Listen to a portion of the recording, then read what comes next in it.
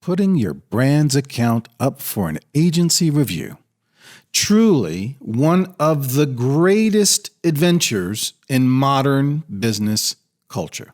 I know, I've been in agency pitches for many of the world's biggest brands, and in the next few minutes, I'm going to share with you some time-tested truths that might save you a few $1 million, your reputation, and maybe even your job. Here we go.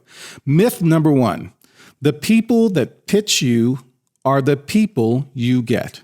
So you've arrived at their downtown loft offices. In marches the senior leadership, the Italian suits, the Swiss watches, stylish assistants, tattooed art directors, charismatic creative directors, and witty copywriters, hosting you in their state-of-the-art conference room, regaling you with epic tales of triumph and the untold riches they've made for their clients, leaving you all hot and bothered and breathless. I'm kind of feeling it myself. You, my friend, have been treated to a performance by the pitch team. And unless your brand is a very big fish, it's highly unlikely that they will be your team. Honestly, you should record videos of this full cast of characters, because if you hire a big agency, it's very unlikely you'll ever all be gathered in the same room again unless you go to their Christmas party.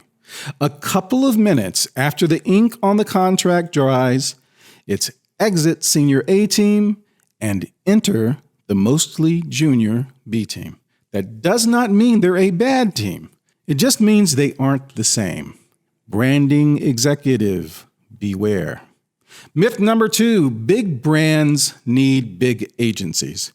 Look, I know it's easy to be awestruck by big agencies. It's a bit like standing on a dock and watching a big cruise ship pull into port. My God, behold all the magnificence that is mine.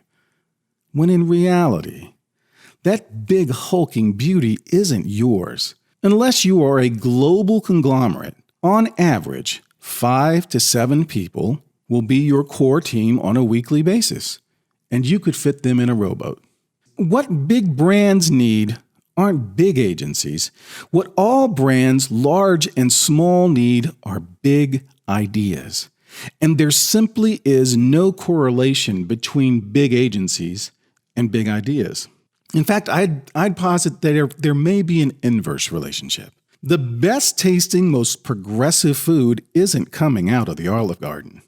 And the biggest ideas in branding aren't coming out of big agencies. They're coming from smaller agencies working on contender brands, and it's those big ideas that will propel those brands to become tomorrow's dominant brands. Here's another thing. Too often, large brands are more concerned about protecting their established equity than they are about growing and evolving their brand's relevance and perception. Too safe thinking that works to their detriment. Stay hungry, my big brand friends. Consumer trends are moving and changing faster than ever before. And if you aren't keeping pace, the road ahead will become shorter quickly. Keep in mind, you can always scale a big idea by adding more people to a small agency team. That's a relatively easy task, but simply having a big agency team doesn't ensure you'll ever land a big idea that will affect your brand's destiny. Bottom line, when interviewing a branding agency, don't overweight headcount in your analysis. Instead of focusing on how many people they have on their staff, ask them to show you their biggest ideas. That's where the money is. Myth 3. The work you see is the work you'll get. There is an enormous amount of turnover in branding agencies, especially within the creative departments of big ones. So there's a pretty high likelihood that the creative team who crafted the campaign you love, the one that made the agency so famous 3 years ago, is either A, no longer at the agency, they've moved on, B, assigned to another account within the agency and therefore not available to you, Or C, they've been rewarded for their success and have been moved off the creative front lines and up into management, where they direct the process rather than being an active cog in it. Ask to see the specific creative team who will be assigned to your account and look at their work, because that's what you're going to get. You aren't buying an agency's history. You're buying their present. Myth number 4.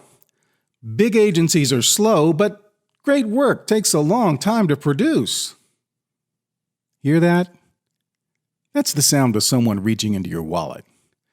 There is, in fact, a minimum amount of time required to create excellent work. But it's usually possible in a shorter timeline, sometimes significantly shorter than large agencies typically ask for.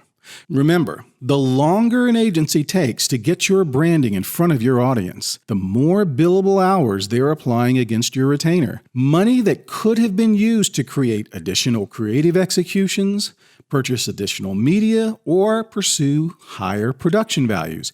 If you're a startup, rewind this video and listen to this paragraph again because it directly applies to your burn rate. The only way you can get into profitability is to launch. And you cannot launch without a brand. No one knows time is money better than the CEO of a startup with a 5 or 6 figure monthly burn rate. High quality strategy and creative at high speed is the new holy grail.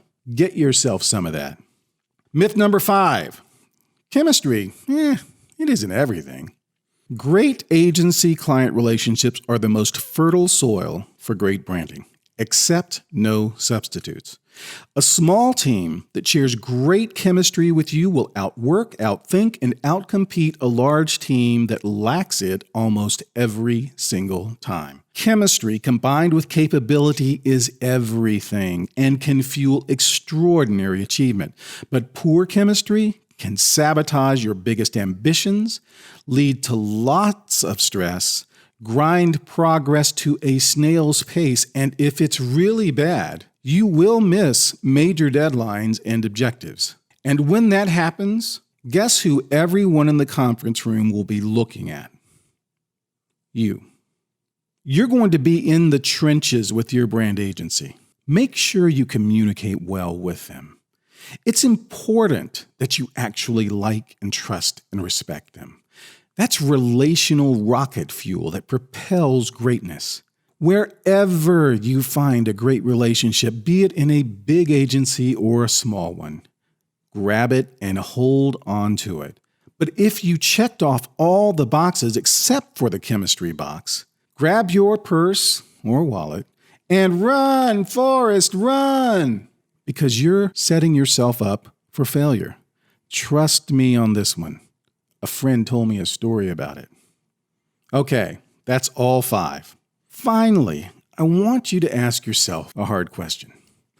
Knowing that chief marketing officers specifically and marketing executives in general have the shortest tenure in the C-suite, knowing that you are under enormous pressure to deliver measurable results quickly, knowing all of that, answer me this. Are you in this game to look good or to win?